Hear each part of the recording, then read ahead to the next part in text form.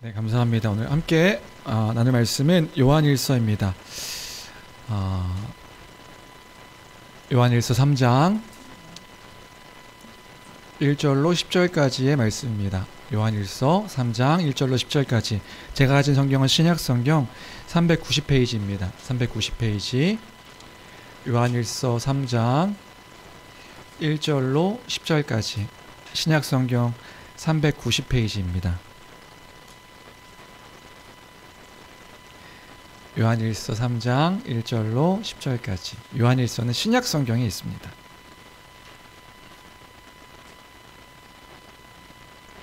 빨간색.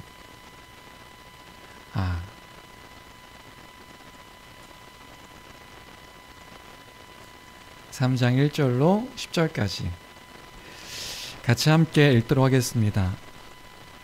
함께 읽습니다. 시작. 보라, 아버지께서 어떠한 사랑을 우리에게 베푸사 하나님의 자녀라 일컬음을 받게 하셨는가. 우리가 그러하도다. 그러므로 세상이 우리를 알지 못함은 그를 알지 못함이라. 사랑하는 자들아, 우리가 지금은 하나님의 자녀라. 장래 어떻게 될지는 아직 나타나지 아니하였으나 그가 나타나시면 우리가 그와 같을 줄을 아는 것은 그의 참모습 그대로 볼 것이기 때문이니, 주를 향하여 이 소망을 가진 자마다 그의 깨끗하심과 같이 자기를 깨끗하게 하느니라. 죄를 짓는 자마다 불법을 행하나니 죄는 불법이라. 그가 우리 죄를 없애려고 나타나신 것을 너희가 아나니 그에게는 죄가 없느니라. 그 안에 거하는 자마다 범죄하지 아니하나니 범죄하는 자마다 그를 보지도 못하였고 그를 알지도 못하였느니라. 자녀들아, 아무도 너희를 미혹하지 못하게 하라. 의를 행하는 자는 그의 의로심과 같이 의롭고 죄를 짓는 자는 마귀에게 속하나니 마귀는 처음부터 범죄함이라. 하나님의 아들이 나타나신 것은 마귀의 일을 멸하려 하심이라. 하나님께로부터 난 자마다 죄를 짓지 아니하나니 이는 하나님의 씨가 그의 속에 거함이요 그도 범죄하지 못하는 것은 하나님께로부터 났음이라. 이러므로 하나님의 자녀들과 마귀의 자녀들이 드러나나니 무릇 의를 아니하는 자나 또는 그 형제를 사랑하지 아니하는 자는 하나님께 속하지 아니하니라. 아멘. 아멘. 오늘은 1절부터 10절까지 말씀인데요, 특별히 1절부터 3절까지만 오늘 함께 살펴보도록 하겠습니다. 1절부터 3절까지를 제가 한 번 더 읽겠습니다. 보라, 아버지께서 어떠한 사랑을 우리에게 베푸사 하나님의 자녀라 일컬음을 받게 하셨는가. 우리가 그러하도다. 그러므로 세상이 우리를 알지 못함은 그를 알지 못함이라. 사랑하는 자들아, 우리가 지금은 하나님의 자녀라. 장래 어떻게 될지는 아직 나타나지 아니하였으나 그가 나타나시면 우리가 그와 같을 줄을 아는 것은 그의 참모습 그대로 볼 것이기 때문이니, 주를 향하여 이 소망을 가진 자마다 그의 깨끗하심과 같이 자기를 깨끗하게 하느니라. 아멘. 우리는 계속해서 요한일서를 함께 살펴보고 있습니다. 우리 지난주의 설교를 좀 다시 정리하면, 지난주에 설교는 제목에 다 내용이 포함되어 있었습니다. 마지막 때에 주의 기름 부음이 있습니다. 이게 그 설교의 제목이었죠. 마지막 때에 주의 기름 부음이 있습니다. 뭔가 이렇게 제목을 지으면서 야, 이거 되게 관심이 있는 제목이겠다 싶었어요. 정인국 목사님이 마지막 때를 이야기하고 뭔가 주의 기름 부음을 이야기하고 그러면 이제 되게 관심을 가질 줄 알았는데 역대급으로 관심이 없더라. 그런 걸 경험했습니다. 관심이 없구나. 마지막 때에 주의 기름 부음이 있습니다. 사실 우리가 기대하는 것과는 좀 다른 이야기였었지요. 그래서 지난주에 마지막 때가 무엇인지, 성경에서 말하는 마지막 때가 무엇인지를 함께 생각했습니다. 마지막 때는 우리 이 그림 기억나시죠? 먼 미래에 있는 어떠한 때만이 마지막 때를 이야기하는 것이 아니라 그 마지막 때의 기준은 구약 성경이다. 그래서 구약 성경에서 말했던 약속, 그 구약 성경에서의 예언, 그것들이 성취되어지는 때, 그래서 하나님의 나라가 임하는 것을 약속했잖아요. 구약의 그 선지자들이 그 회복되어진 것들을 약속하고, 그 구약의 그 구원자가 오셔서 그 백성을 구원하시는 그때를 마지막 때라고 말하는데, 신약 성경에서 예수 그리스도로 말미암아 그 하나님의 나라가 임했다, 그 때가 찼다 이야기하며 그 마지막 때가 성취되어졌다, 그런 이야기를 우리가 지난주에 이야기하면서 그리고 그 하늘로 오르신 그 예수 그리스도께서 다시 오시는 때가 그 기간이 예수님께서 오셔서 이미 시작되어진 그 하나님의 나라, 그리고 다시 올 때에 완성되어지는 그 하나님의 나라, 그 기간이 마지막 때, 종말, 말세다, 이런 이야기. 그래서 마지막 때에 대한 이해가 바른 이해가 필요하다, 그런 이야기를 지난주에 했었습니다. 그래서 요한 사도가 살아가던 그때, 2000년 전에 그때도 마지막 때고, 우리가 살아가는 지금의 이 시기도 마지막 때인 것입니다. 뭐 종말, 말세, 지말, 그래서 막 이런 어떤 그 성경에서의 예언들이 지금 성취되고 있으니 지금이 마지막 때여서 지금 지금 종말의 어떤 일들을 바라볼 때에 주님이 오시는 그때입니다, 이게 아니라 예수님께서 처음 이 땅 가운데 오셔서 그리스도의 십자가로 말미암아 성취하신 그때, 구약의 약속이 성취되어진 그때가 마지막 때의 그 시작인 것이고, 다시 오실 때가 마지막 때의 완성, 그 기간이 마지막 때의 종말. 그래서 우리가 지금 종말의 시대를 살아가고 있는 것이다. 그래서 주님 다시 오시면, 약속하신 그 주님이 다시 오시면 끝나는 것이다, 그런 이야기를 지난주에 함께 나누며 이 마지막 때에 대한 이야기를 함께 나눴고요. 그 마지막 때에 우리는 그 약속의 성취인 교회가 하나님 나라의 그 약속의 성취인 것입니다. 하나님의 나라, 이미 임한 하나님 나라의 복을 그럼 어떻게 누릴 수 있는가? 그럼 시작되었다면 그 하나님 나라가 어떻게 회복된 것을 어떻게 볼 수 있는가? 교회를 통해서 보게 하셨다고요. 그 교회를 통하여서 그 영광스러운 하나님 나라가 무엇인지, 그리고 마지막 날 완성되어질 하나님 나라의 그 모습이 무엇인지를 맛보게 허락하신 공동체가 교회다. 그래서 교회는요, 그 구원의 성취입니다. 열매입니다. 그래서 이 교회를 통하여서 하나님 나라의 그 영광스러움이 무엇인지를 보게 하셨다. 우리는 그런 공동체이다, 그런 교회이다, 영광스러운 교회이다. 교회를 볼 때에 하나님 나라가 이런 공동체구나 하는 것을 볼 수 있는 것이다, 이런 이야기를 우리가 지난주에 함께 나눴습니다. 또 그 마지막 때의 특징이 있다고 했죠. 그 특징은 뭐냐 했을 때 적그리스도가 있는 것, 그것이 마지막 때의 특징이라고 했습니다. 그래서 그럼 적그리스도가 하는 일들이 뭐냐? 많은 일들 가운데 하나는 교회의 거짓된 가르침들을 퍼뜨려서 교회를 혼란스럽게 하는 것이 그 마지막 때의 적그리스도의 특징이다. 그래서 교회는요, 그 적그리스도가 교회 안에 있는 것들을 바라보면서 마지막 때구나, 이런 것들을 이제 생각해야 되는 것이고요. 그럼 그때의 참과 거짓을 무엇으로 분별할 수 있는가? 그 분별하는 기준이 있는데 그 기준이 복음이다. 그리고 이 복음은 교리와 같은 의미라고 말씀드렸죠. 교리. 그래서 지난주에 교리, 신조, 교의 뭐 이런 이야기들을 함께 정리했던 것 같습니다. 근데 교리, 교의, 신조, 이 개념을 이해하는 것이 물론 중요하죠. 중요한데 그것이 중요한 것보다 더 중요한 게 있어요. 더 중요한 게 뭐냐 하면 결국에는 그 교리를 따라서, 그 복음을 따라 교회가 참과 거짓을 분별하는 거라고요. 구별하는 거라고요. 그래서 이 복음을 아는 것, 교회가 함께 그 교리를 함께, 기독교 교회의 그 교의, 그 복음을 함께 아는 것은 너무너무 중요하다.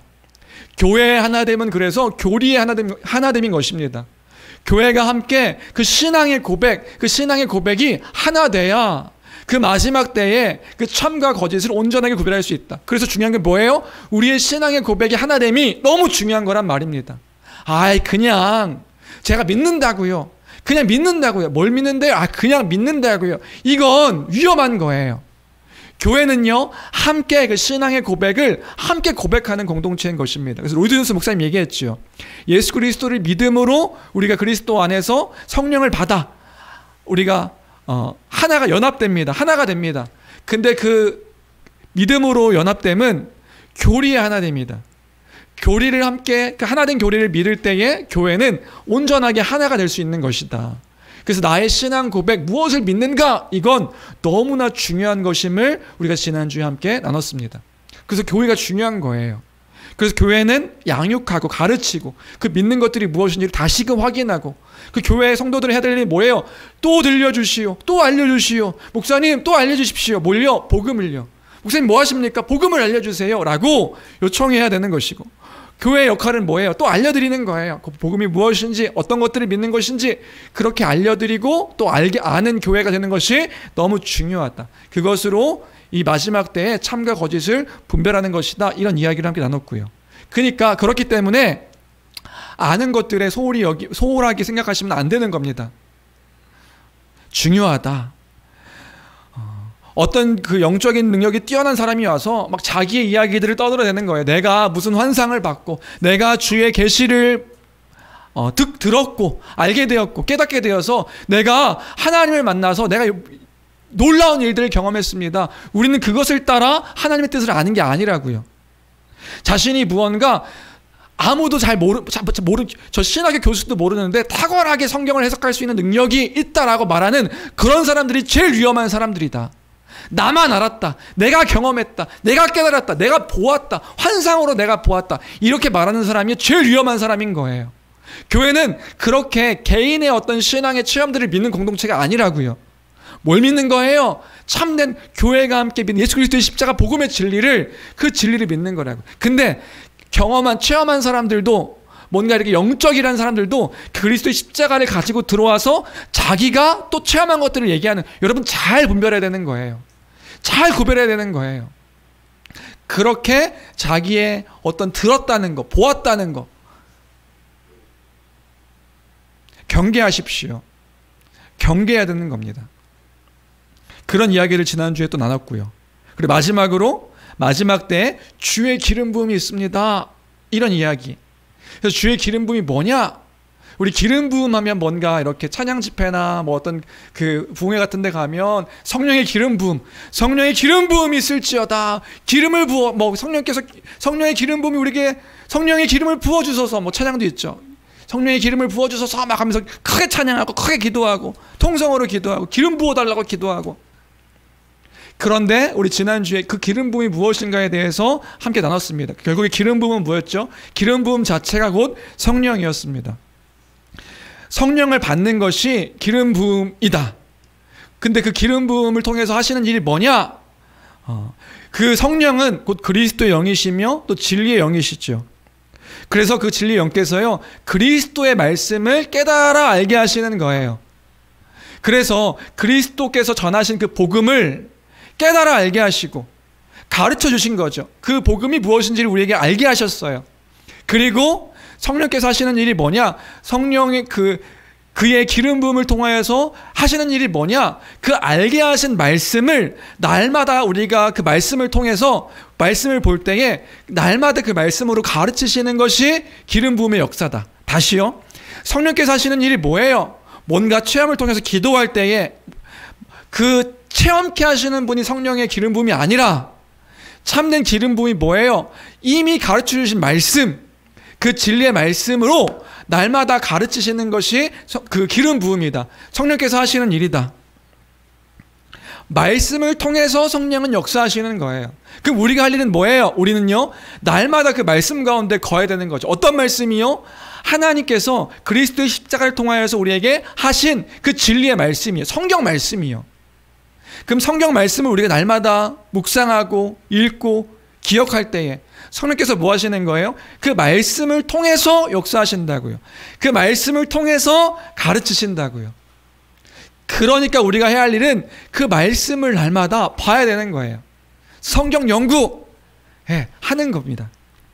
왜요? 그 말씀을 우리가 가까이 할 때에 그 말씀을 통해서 날마다 다시금 깨닫게 하시니까요. 결론이 뭐예요? 성경을 보십시오. 성경을 묵상하십시오. 그 묵상한 성경을 기억하며 기도하는 겁니다. 순서가 바뀌면 안 되는 거예요. 말씀을 기억하여 기도하는 거죠. 기도해서 하나님의 음성을 듣고 이게 아니라고요. 말씀을 통하여서 그 말씀을 붙잡고 기도하는 거예요. 그래서 말씀 없는 기도는 이방인과 같은 중언부언의 기도가 될 수밖에 없는 겁니다. 말씀을 통해 역사하시는 하나님을 기대하며 기도함으로 우리의 신앙이 더욱더 풍성해지는 은혜가, 성령의 기름 부음의 그 충만함의 은혜가 우리 가운데 있기를 주님의 이름으로 축원합니다. 그런 이야기를 지난주에 했습니다. 이어서 오늘 이제 3장인데요. 이어서 오늘 그 요한 사도는 교회 성도들을 향해서 또 이제 설교 메시지를 전하는 것을 볼 수 있습니다. 요한일서는 그 편지이지만 설교의 형식이라고 했죠. 또 메시지를 전하는 것을 볼 수 있는데요. 어떻게 보면 오늘 3장 1절부터 3절까지 이 내용들은요, 그 교회가 믿고 있는 그 신앙의 고백들을 다시 기억하게 하려는 의도인 것처럼 이제 이야기하고 있는 것을 볼 수 있습니다. 그런 맥락에서 1절부터 오늘은 우리가 알고 있는 것들을 다시금 기억하며 우리 믿고 있는 것들을 다시금 기억하는 그런 시간이 됐으면 좋겠는데요. 이걸 기억하며 이제 4절부터 내용들을 이해하면 좋을 것 같아요. 그래서 1절부터 차근차근 살펴봤으면 좋겠는데요. 요한일서 3장 1절입니다. 3장 1절 말씀 같이 읽겠습니다. 함께 읽습니다. 시작. 보라.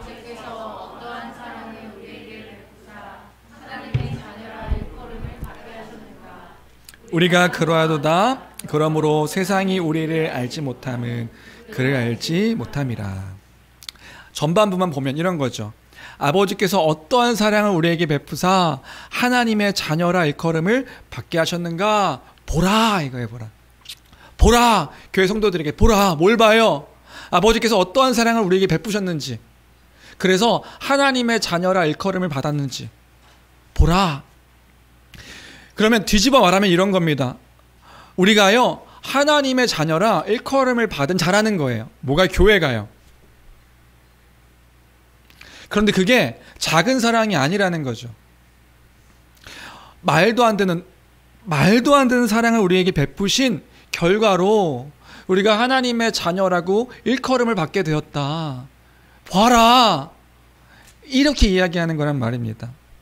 그럼 우리는요, 생각해야 되는 거예요. 뭘 생각해야 돼요? 하나님이 우리를 자녀로 삼으신 일이, 이게 엄청난 일인 거구나. 이게 가벼운 일이 아니라 이게 놀라운 하나님의 사랑의 보여주심이신 거구나. 이걸 우리는 기억해야 되는 거란 말입니다. 다시요, 교회 성도들에게 그 요한 사도가 그 편지를 받는 성도들에게 그 얘기하고 있는 거예요. 봐라, 아버지께서 어떠한 사랑을 우리에게 베푸셨는지, 얼마만큼 큰 사랑을 우리에게 베푸셨는지, 그래서 큰 사랑을 베푸셔서 우리를 자녀라, 하나님의 자녀라 일컬음 받게 하신 거다. 그 일컬음 받게 하신 건 하나님의 놀라운 말도 안 되는 사랑을 우리에게 베푸신 일이다. 너네 그거 기억하고 있냐? 이 이야기를 하고 있는 것이다. 우리는요, 신앙의 2세대 또는 3세대의 성도들인 경우가 많은 것 같아요. 그래서 때로는요, 하나님의 자녀됨의 그 이야기들을 말할 때 크게 감격스럽지 않을 때가 있는 것 같습니다. 모태신앙들, 우리 모태신앙들이 많은 거예요. 물론 아닌 분들도 계시지요. 근데 모태신앙들이 많다 보니까 우리 교회도요, 부모님 때로부터 신앙생활, 부모님뿐만 아니라 할아버지 때부터 신앙생활, 할아버지뿐만 아니라 할아버지 때부터 신앙생활을 하셨던 그런 성도님들이 계셔서, 너는 하나님의 자녀야. 하나님이 우리의 아버지가 되어주셔. 하나님께서 우리의 아버지가 되어주신다. 이게 그렇게 크게 와닿지 않는 일들이 우리에게 있을 때가 있는 거예요. 크게 감격스럽지가 않은 거죠. 저도 그랬던 것 같아요. 하나님이 우리의 아버지? 아버지. 당연하지. 당연한 거예요. 마치 공기가 우리의 삶 속에 당연한 것처럼, 피부로 인식되지 않을 정도로 당연한 것처럼, 당연한 개념처럼 여겨지는 거죠. 또요, 신앙생활이 얕으신 분은 하나님의 아버지 되심이 무엇인지를 잘 모르는 경우들이 있어요. 또요, 때로는 실제의 아버지에 대한 육신의 아버지에 대한 안 좋은 추억 때문에 하나님 아버지 그러면 무언가 불편하고, 하나님 아버지시라고 뭔가 이렇게 크게 감격스럽기보다는 뭔가 불편하게 생각되어지는, 크게 감격스럽지 않는 그런 경우들이 우리에게 종종 있는 것 같다. 그런데 지금 사도 요한은 교회를 향하여서 그 얘기를 하고 있다고요. 우리가 하나님의 자녀가 되었다는 것, 하나님이 우리의 아버지가 되었다는 것, 이게 어떠한 사랑을 베푸셨는지를 볼 수 있는 큰 척도다. 하나님의 사랑을 우리가 어떻게 할 수 있습니까? 하나님이 우리의 아버지 되어주셨다고, 너희가 하나님의 자녀가 되었다고, 그게 하나님의 사랑에 놀라운 큰 은혜를 베푸신, 큰 사랑을 베푸신 결과라고. 보아라, 이야기를 하고 있는 것이다. 그럼 우리는 기억해야 되죠. 하나님의 아버지 되심이 도대체 뭐냐? 그래서 우리가요, 이 요한의 그 의미를 이해하기 위해서는 하나님의 아버지 되심에 대한 바른 이해가 필요하다. 그리고 하나님 아버지 되심에 대한 그 이해가 있으려면요, 우리가 먼저 이 과정들이 필요한 거예요. 하나님이 누구이신가? 하나님이 어떤 분이신가? 성경을 통해서 그 하나님이 어떤 분이신가를 이해할 필요가 있는 거라고요. 우리는 결론만 알고 있어요. 하나님이 우리의 아버지시다. 그러니까 어떤 분들은 아버지라고 얘기하니까 막 함부로 생각하는 거예요. 자신의 육신의 아버지와 같이 되게 연약하고 뭔가 땡깡 부리면 그 모든 것들을 다 주실 수 있는 그런 분인 것처럼 생각하고요. 그래서 하나님 아버지 되심을 너무 가볍게 생각하는 경우들이 많다. 근데 성경에서 말하는 하나님의 아버지 되심이 무엇인지를 우린 잘 기억하고 다시금 기억하고 이해할 필요가 있다. 그래서 오늘 그 사실을 기억하여 믿으려 하는데 성경의 순서를 따라서 생각해 보려고 합니다. 그럼 하나님의 아버지 되심이 어떤 의미인가? 이런 과정 가운데 하나님의 아버지 되심을 이해해야 한다고요. 첫 번째는 뭐냐 하면요, 하나님의 아버지 되심을 이해할 때 첫 번째는 원래 하나님은 아버지가 아니다, 이것부터 시작해야 되는 거예요. 그렇더라고요.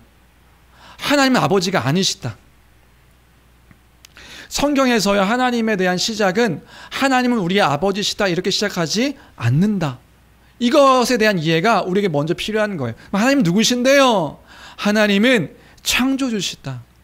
성경의 시작은요, 하나님은 아버지이십니다 여러분들이 이렇게 시작하지 않는다고요.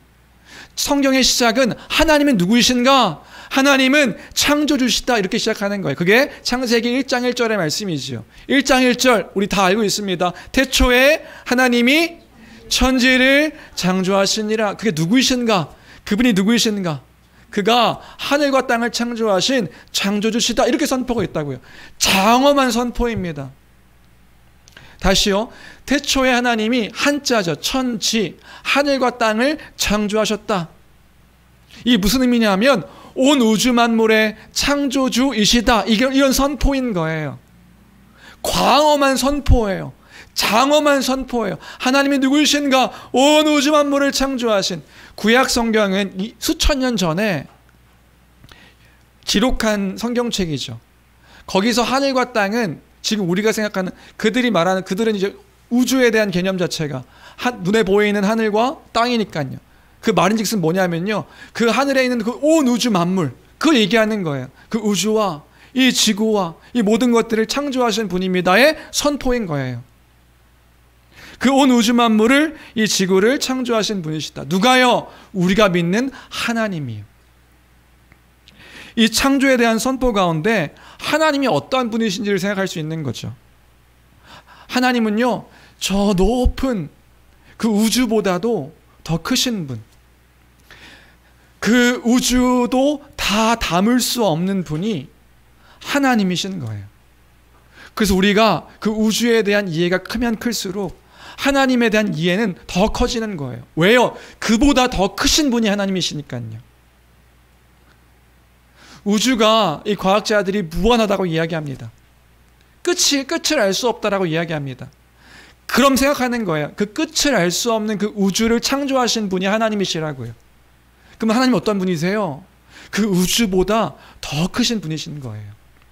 그래서 하나님을 우리는요, 신학적인 용어로 그 하나님은 무한하시다 이렇게 이야기하는 거예요. 한계가 없이 무한하신, 우리가 믿는 하나님은 누구신가? 한계가 없이 무한하신 분이 하나님이시다. 만약에 하나님이요, 우주와 같거나 우주보다 작다면 그 하나님은요, 그 우주를 창조하실 수가 없어요. 그 하나님 누구세요? 우주보다 더 크신 분이세요. 성경은요, 그 우주의 시작과 그 시작의 여정들을 1장에서 선포해주고 있죠. 말씀으로 빛이 있으라 하심에 빛이 있었고, 그 말씀으로 이 우주의 모든 것들을 채워가시는, 말씀으로 말미암아 모든 것들을 채워가시는 그분이 하나님이시다. 능력에 한계가 없으신 그분이 하나님이시다. 하나님이 그런 분이시라고요. 이런 이해가 필요합니다. 그래서요, 시편 8편에서 시편 기자는 이렇게 하나님을 고백하는 것을 볼 수 있어요. 시편 1편입니다. 하나님을 이렇게 찬양합니다. 여호와 우리 주여, 주의 이름이 온 땅에 어찌 그리 아름다운 주요, 주의 영광이 하늘을 덮었나이다. 3절에 주의 손가락으로 만드신 주의 하늘과 주께서 베풀어 두신 달과 별들을 내가 봅니다. 그걸 누가 창조하신 거예요? 하나님이 창조하신 거예요. 그래서 이번 주에 제가 우연치 않게 존 칼빈의 기독교 강요를 읽는데 그 존 칼빈이 기독교 강요에서 이렇게 얘기하는 것을 볼 수 있었어요. 세상을 창조하신 그 하나님이 세상보다 작을 수 없다. 우주는 하나님의 거울이다. 하나님의 거울로서 그 하나님의 영광이 얼마나 찬란한지를 선포하는 그런 장소다.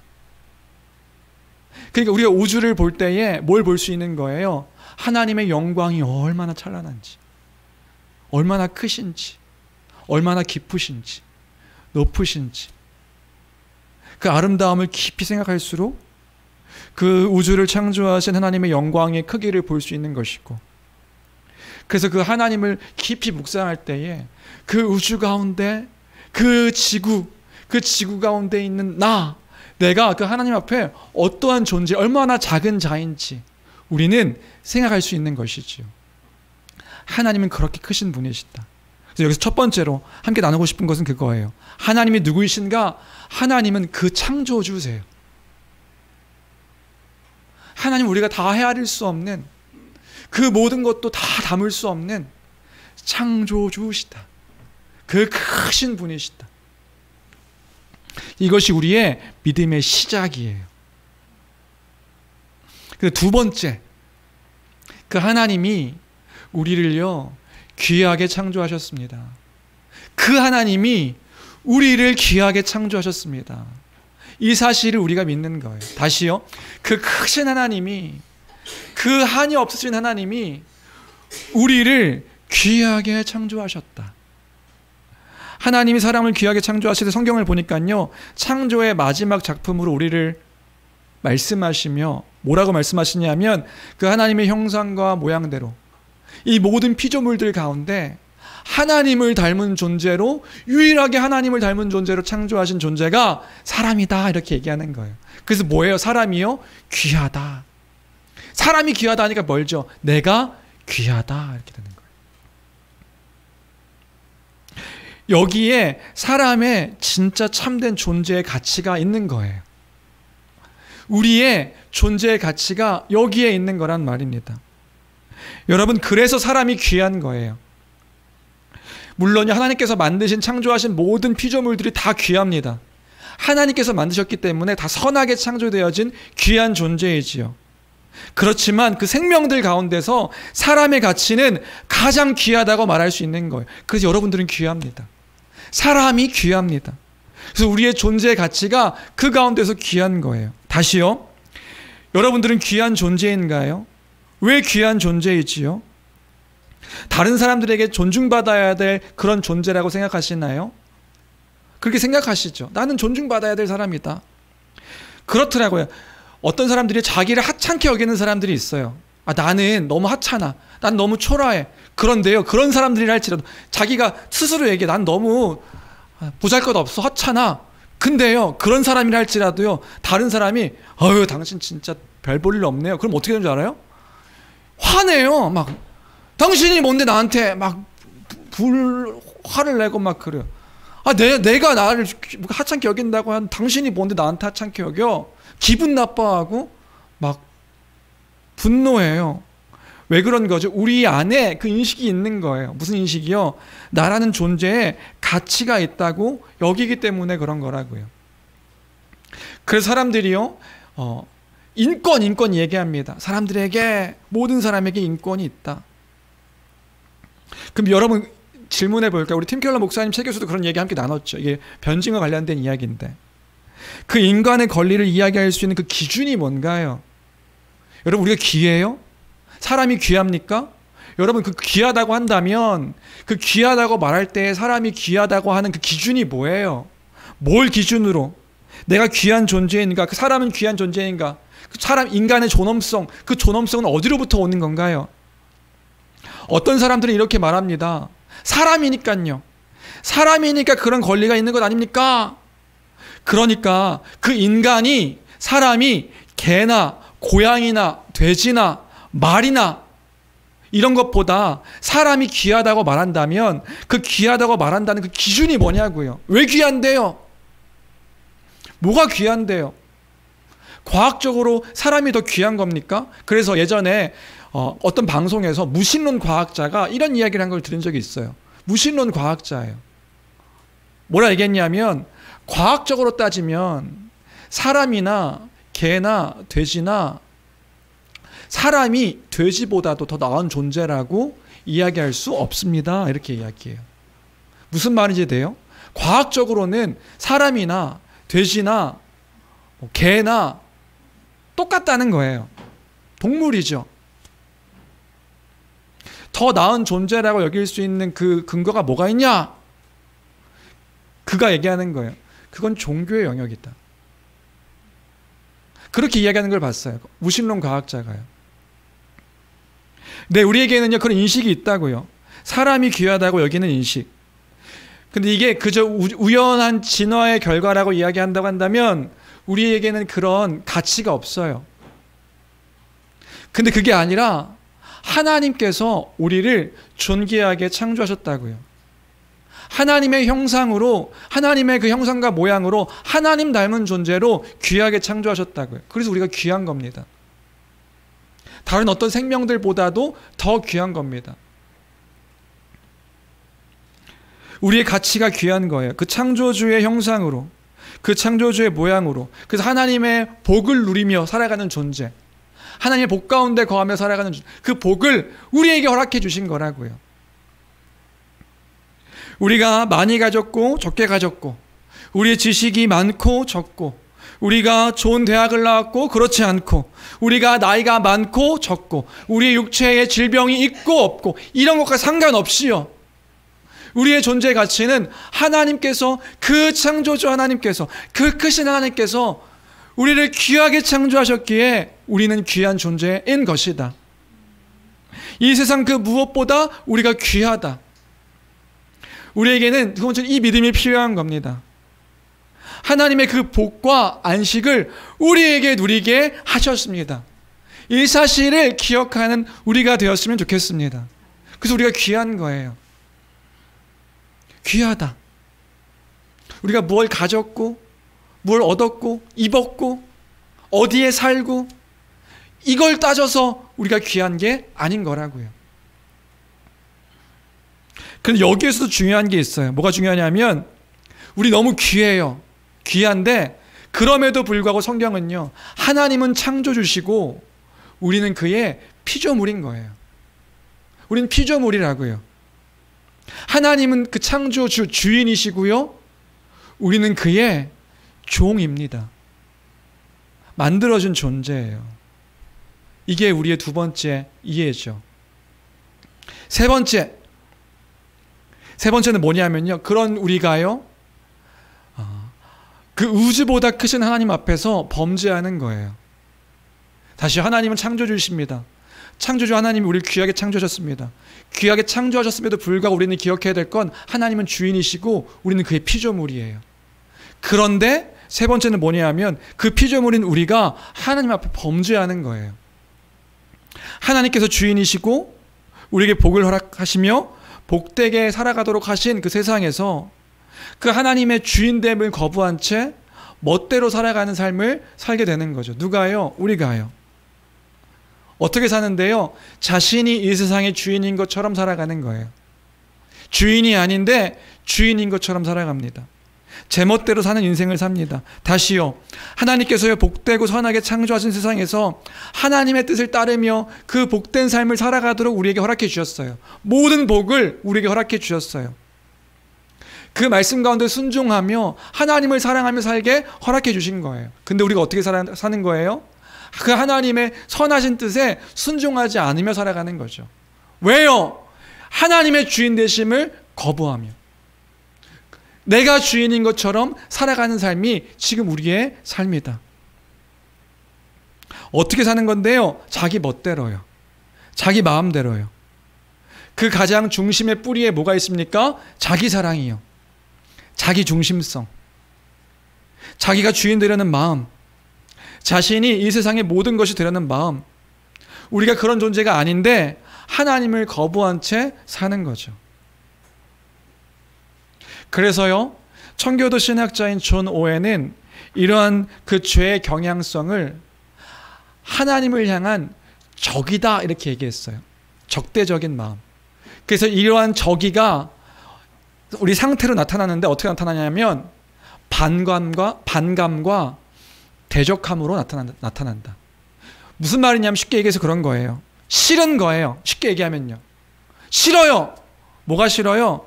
하나님의 말씀, 하나님의 뜻대로 사는 거, 하나님의 뜻이 명백함에도 불구하고 하나님의 선하신 그 뜻이 무엇인지 우리에게 알려졌음에도 불구하고 그 뜻대로 살아가는 게 싫은 거죠. 창조주 되신 하나님을 인정하며 살아가는 것 싫은 거죠.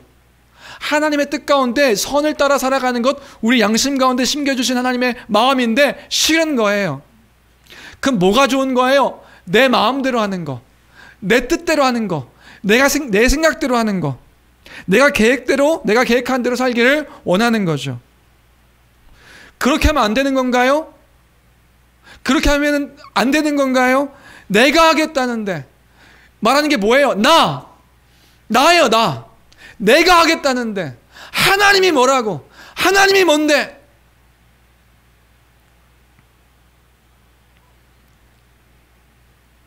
내가 내 마음대로 살겠다는데 내가 하고 싶은 대로 살겠다는데. 그래서 그 결과는 무엇입니까? 그 결과는요, 하나님의 심판과 저주 가운데 우리가 있는 것이고, 모든 근원 되시는 하나님, 그 하나님으로부터 끊겨서 그 생명과 그 영생과 안식과 복이 끊겨진 채 살아가는 삶의 인생이 우리의 삶의 모습이죠. 그래서 고통과 슬픔과 괴로움과 아픔과 눈물 가운데 생명 없는 삶, 죽음 가운데 거하는 삶, 하나님의 복의 그 모든 것들을 잃은 채 살아가는 삶의 모습이 우리의 지금 상태의 모습입니다. 그러니까 우리가 왜 괴롭습니까? 어떤 사람이 저한테 물어봐요. 내 삶이 왜 이렇게 괴롭습니까? 내 삶이 왜 이렇게 고통스럽습니까? 내 삶이 왜 이렇게 우울합니까? 왜 이렇게 되는 일이 없습니까? 그 이유는 뭐예요? 이유는요, 죄 때문에 그런 거라고 그래요. 죄. 하나님이 그렇게 하신 것이 아니라 죄 때문에 그런 거라고요. 하나님으로부터 모든 것들이 끊겨버린 그 죄의 결과라고요. 그 성경은요, 이러한 상태를 어떻게 이야기하고 있냐면, 성경은 하나님의 원수된 상태다. 하나님을 원수 삼아 그 하나님께 적의를 가지고 대적하며 살아감으로 하나님과 원수된 상태다. 하나님을 거부한 상태다. 이렇게 이야기하는 거예요. 영원한 생명이 생명의 공급이 끊겨진 채 살아가는 그러한 상태. 그게 우리의 상태와 상황인 것이죠. 근데 마지막 네 번째, 그런 우리에게, 그 하나님을 거부한 우리에게 하신 일은 무엇인가? 그 하신 일이 뭐냐 하면 이게 복음이죠. 하나님의 아들이신 그 예수 그리스도의 십자가를 통하여서 우리를 구원하신 거예요. 그 하나님의 아들, 그 독생자를 이 땅 가운데 보내셔서 그 극악무도한 형벌인 십자가에 그를 매다심으로 그를 다셨어요. 우리가 달려야 될 그 십자가에 그 독생자 예수 그리스도를 매다르심으로 그 극악무도한 죄수가 받는 그 형틀에 우리를 대신하여 그 형벌을 대신 받게 하신 것이지요. 그 예수 그리스도는 죽기까지 순종하심으로 그 우리의 그 의를 이뤄내신 것이고요. 적극적으로 순종하셨어요. 의를 이뤄내시고 우리가 받아야 될 형벌을 대신 거기에 받게 하셨고 받으셨다. 그래서 골로새서 1장 21절 22절에 이러한 말씀이 있는 겁니다. 골로새서 1장 21절 22절입니다. 함께 읽겠습니다. 함께 읽습니다. 시작. 전에 악한 행실로 멀리 떠나 마음으로 원수가 되었던 너희를 이제는 그의 육체의 죽음으로 말미암아 화목하게 하사 너희를 거룩하고 흠없고 충만할 것이 없는 자로 네, 그 온 우주의 창조주 되신 그 하나님이 우리를 귀하게 여기셨는데 그 귀하게 여긴 그 창조주의 명령을 거절한 채 제멋대로 자기가 주인되려 살아갔던 그 원수와 같은 자들을 하나님께서 뭐 하신 거예요? 사랑하셔서 그 독생자를 대신하여 원수 되었던 우리를 대신 그 독생자로 화목제물을 삼으신 것이다. 대신 죽게 하심으로 우리를 구원하신 것이다. 그런데 거기서 끝난 게 아닌 게 중요한 거예요. 거기서 끝나면 그냥 여전히 우리는 그 피조물이고 종인 거예요. 그런데 그 종으로 끝날 수밖에 없는 우리를 뭐 하셨냐면 당신의 자녀 삼아 주신 것이다. 다시요. 그 창조 때에 처음 창조하셨을 때는 피조물이에요. 근데 그리스도의 십자가로 말미암아 우리가 하신 일은 뭐냐면요, 우리를 당신의 자녀 삼아 주신 것이다. 그리스도의 십자가의 그 모든 것들을 다 우리에게 주셨을 뿐만 아니라 그리스도로 말미암아 우리에게 이루신 일은 뭐냐면 이제 하나님이 그 피조물인 우리를 당신의 창조주 하나님의 자녀 삼아 주심이 그리스도의 십자가로 말미암아 우리에게 이루신 그 복음의 핵심적인 내용이란 말입니다. 그래서 우리는 어떻게 된 거예요? 그 하나님의 자녀가 된 것이란 말입니다. 이제는 하나님을 감히 아버지라 부를 수 없는 자들이 하나님 앞에서 이제 자녀의 권세로 하나님을 아바 아버지로 부를 수 있는 자들이 되었다. 그래서요, 요한 그 복음에서 요한 사도가 이렇게 이야기하는 것을 볼 수 있습니다. 요한복음 1장 12절 13절 우리 같이 함께 읽겠습니다. 함께 읽습니다. 시작. 영접하는 자 곧 그 이름을 믿는 자들에게는 하나님의 자녀가 되는 권세를 주셨으니 이는 혈통으로나 육정으로나 사람의 뜻으로 나지 아니하고 오직 하나님께로부터 난 자들이니라. 요한복음은 누가 썼죠? 요한 사도가 썼어요. 요한 사도가요, 그걸 또 선포하는 거예요. 뭐예요? 우리가 어떤 자인가? 우리가 하나님의 자녀가 되는 권세를 받은 자들이다.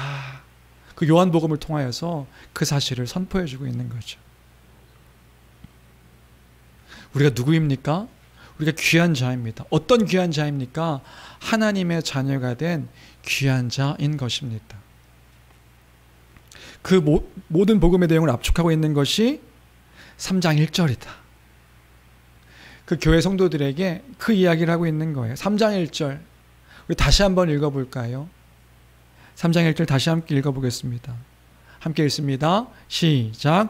보라, 아버지께서 어떠한 사랑을 베푸사 하나님의 자녀라 일컬음을 받게 하셨는가. 우리가 그러하도다. 그러므로 세상이 우리를 알지 못함은 그를 알지 못함이라. 보라, 아버지께서 어떠한 사랑을 우리에게 베푸셨는지, 어떠한 사랑을 베푸셔서 우리에게 하나님의 자녀라 일컬음을 받게 하셨는지. 여러분, 우리가 하나님의 자녀가 되었습니다. 그 하나님의, 그 창조주 하나님의 귀한 자녀가 된 자들입니다. 이 사실은 가볍게 여길 일이 아니라 놀라운 하나님의 은혜인 것입니다. 이 은혜를 가벼이 여기지 아니하고 귀하게 여기며 살아가는 우리가 되길 주님의 이름으로 축원합니다. 놀라운 사랑인 거예요. 그것이 그리스도 안에서 하나님의 자녀된 우리의 정체성이다. 예수 그리스도로 말미암아 우리의 정체성이 된 것이다. 자녀 삼으셨다. 그런데 세상이 우리를 알지 못하죠. 그렇게 귀한 자임을 알지 못하죠. 그럼 왜 알지 못하는가? 사도 요한은 그렇게 얘기하는 거예요. 그들이 하나님을 알지 못해서 그런 것이다. 요한서신을 받는 교회 성도들이 세상 가운데 귀한 어떤 모습들로 여기지 못하는 모습들을 볼 때에 위로한 것은 뭐예요? 그들이 하나님을 알지 못하기 때문에 그런 것이다. 하나님이 누구신지 안다면 하나님의 귀한 자라는 사실을 알아서 그 안에서 생각하고 그 안에서 귀하게 여기며 살아가는 것이지요. 그럼 우리는 아는 것입니다. 뭘 알아요? 우리가 귀한 자라는 것을요. 하나님의 귀한 자녀된 자라는 것을요.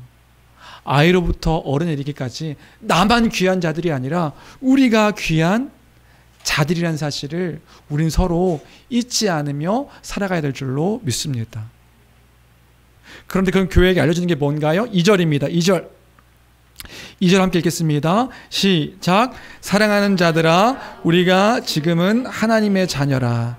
장래에 어떻게 될지는 아직 나타나지 아니하였으나 그가 나타나시면 우리가 그와 같을 줄을 아는 것은 그의 참모습 그대로 볼 것이기 때문이니. 사랑하는 자들아, 우리가 지금은 하나님의 자녀라. 약간 이상해요. 우리가 지금은 하나님의 자녀예요. 그럼 장래에는 하나님의 자녀가 아니라는 의미일까요? 그게 아니라 이제는 하나님의 자녀다, 이런 의미예요. 이제 우리는 하나님의 자녀다. 교회 성도들, 교회 어떤 2세대일 수도 있죠. 2세대인 성도들에게 우리가 이제 하나님의 자녀다, 우리가 이제 하나님의 자녀인 정체성을 잊지 마라. 우리뿐만 아니라 우리 교회에 있는 우리 지체들도 하나님의 자녀다. 나를 초라하게 여기지 않고 하나님의 자녀인 사실을 기억하며 그 믿음을 따라, 또 특별히 옆에 있는 지체들을 업신여기지 말아야 될 이유도 여기 있습니다. 우리가 하나님의 자녀이기 때문에. 우리가 작은 자 하나일지라도 업신여기지 말아야 할 이유가 여기 있습니다. 우리가 다 하나님의 자녀이기 때문에. 이제 하나님을 아는 자는 우리가 하나님의 자녀임을 아는 거예요. 그 하나님의 자녀임을 알므로 살아가는 우리가 되기를 주님의 이름으로 축복합니다. 이것이 우리의 귀한 정체성이다. 이제는 하나님의 자녀라. 근데 뒤에 보니까 뭐라 돼 있냐면 하나님의 자녀, 장래에 어떻게 될지는 아직 나타나지 아니하였으나, 그럼 뭐예요? 장래에 어떻게 될지 모른다는 거예요? 지금은 하나님의 자녀인데 장래는 어떻게 될지 모른다, 이런 의미일까요? 그게 아니라 미래에 우리가 주님 다시 오실 때에 어떤 모습으로 부활하게 될지는 우리는 아직 잘 모른다는 거예요.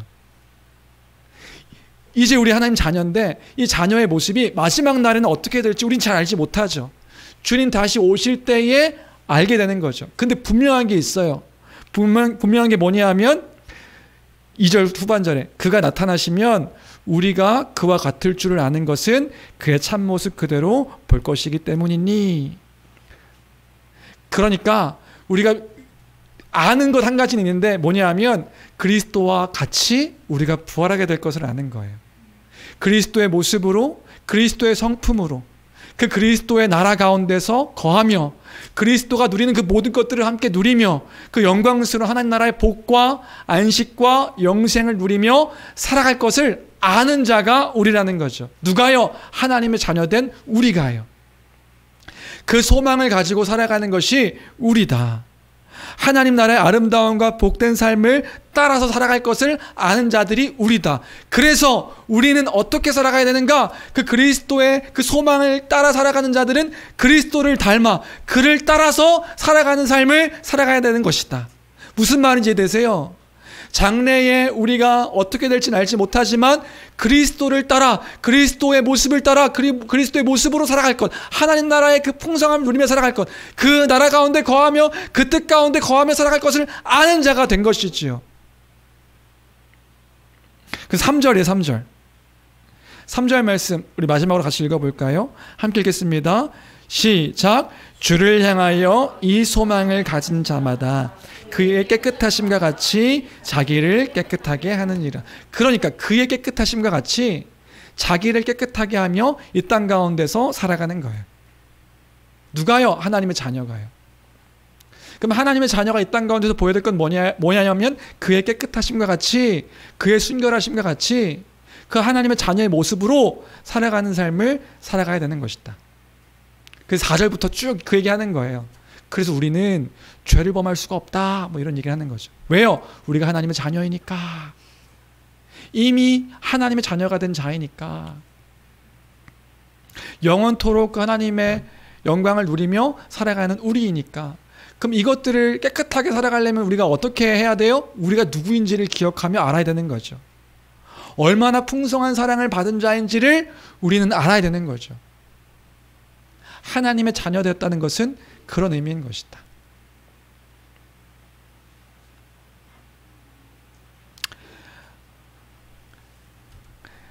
더 해야 되는데 시간이 갔습니다. 여기서 정리해야 될 것 같아요. 한 가지만 적용하고 마치려고 합니다. 그게 우리 정체성이라고요. 우리가 오늘은 복음의 어떤 그 내용 가운데 큰 이야기들을 좀 정리해서 함께 이야기 나눴습니다. 가볍게 여기지 않는 우리가 되었으면 좋겠고요. 그 정체성을 따라 그 자녀된 삶을 그 소망의 이유를 가지고 살아가는 우리다. 살아갈 때 그리스도의 삶을 우리가 이 땅 가운데서 살아가는 거죠. 그의 깨끗하심과 같이 자기를 깨끗하게 하며 순결하게 하며 살아가는 것입니다. 한 주간의 우리의 삶을 돌아보며 한 주간의 그 일들을 또 이렇게 보는데 너무 끔찍한 그 기사들이 하루에도 수십 건씩 쏟아지고 이야기되어지는 것들을 보게 되는 것 같아요. 정말 너무 더 극도로 혼란스러운 시대를 우리가 살아가는 것 같습니다. 요즘 핫 이슈는 그거더라고요. 어저께 밤에도 제가 잠자기 전에 어떤 그 TV 방송을 봤는데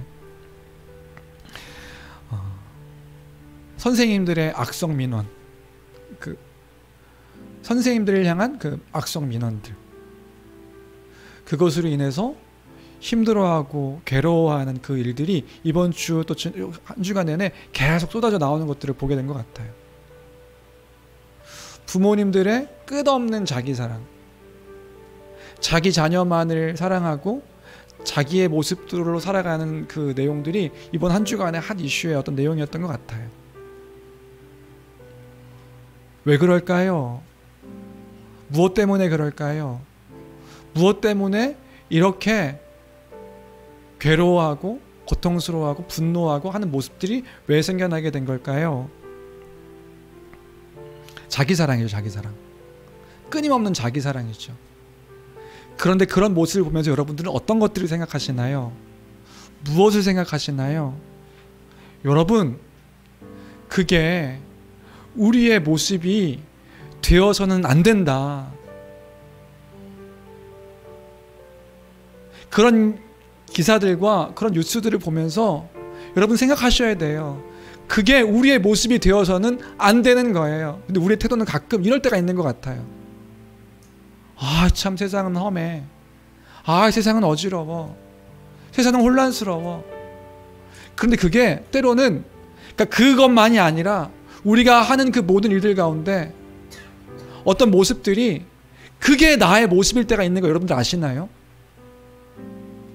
세상 가운데서 혼란스럽다 이야기하는 그 이야기의 모습들이 나의 모습이요, 나의 행동이요, 나의 태도이라는 사실을 여러분들 아시나요? 이상한 사람이 참 많아. 요즘 세상에 이상한 사람들이 너무 많아. 그 이상한 사람의 모습이 때로는 나의 모습일 때가 있다는 거 여러분들 아시나요?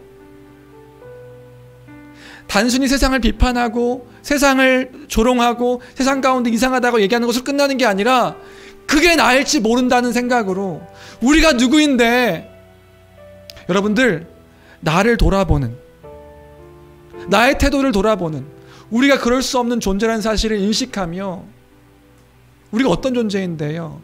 그 소망을 갖고 살아가는 사람들 그의 깨끗하심과 같이 그 깨끗함을 따라 살아가야 되는 사람들 단순히 교회 안에서만 좋은 태도 좋은 모습을 보이는 사람들이 아니라 세상 가운데서 그의 깨끗하심이 무엇인지를 드러내며 내 입술과 내 마음과 내 생각이 세상 사람들의 가치와 생각과 다르게 주의 기준을 따라 살아가는 삶의 모습으로 내 말과 행동이 그리스도의 본을 따라 살아가는 삶의 모습으로 살아가는 우리가 되어야 될 줄로 믿습니다. 그게 참된 하나님의 자녀된 하나님의 자녀의 그 풍성함의 사랑이 무엇인지를 아는 삶의 모습이다. 요즘 참된 그리스도인으로 살아가는 삶의 모습을 보기 힘든 시대인 것 같아요. 예수 믿는 사람 어떤 사람인가 그 구분되어 있는 것을 보기 힘든 시대가 지금 우리가 살아가는 시대인 것 같아요. 아니요, 그건 옳지 않습니다. 3절 주를 향하여 이 소망을 가진 자마다 그의 깨끗하심과 같이 자기를 깨끗하게 하느니라.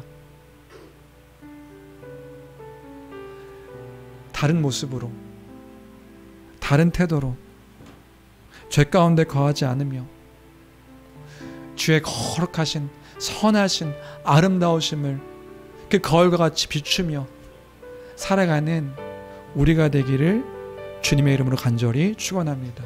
그 사랑을 우리의 삶으로 드러내고 나타내는 것이다. 그 사랑을 그냥 입술로만 찬양하는 게 아니라 우리의 삶으로 나타내는 우리가 되어야 합니다.